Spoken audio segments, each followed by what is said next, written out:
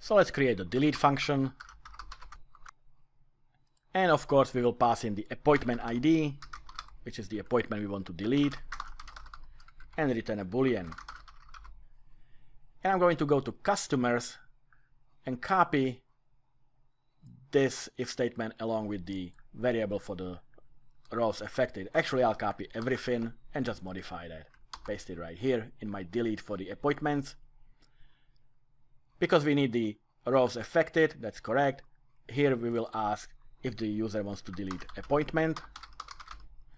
That could be the message inside the box as well.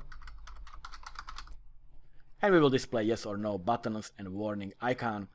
And if the user clicks yes, then we will perform the deletion. So this will gonna be our original appointment. So we'll go to our adapter, get all the data for the appointments, and then we'll use the find by appointment ID and pass in the appointment ID that is the argument in this delete method or delete function.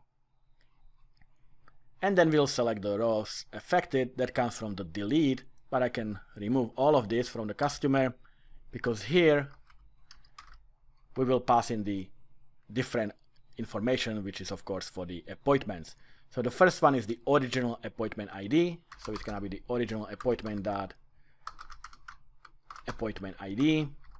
Next one you can see is the original type ID. So it's the original appointment dot type ID. Then we have the original description. After description, we pass in the original license. Then we pass in the original customer ID. And finally, we are passing the original scheduled.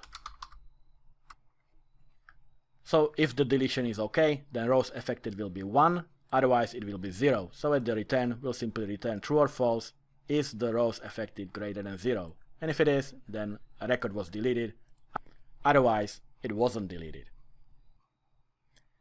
And this is our appointments class. And next we can start coding the forms.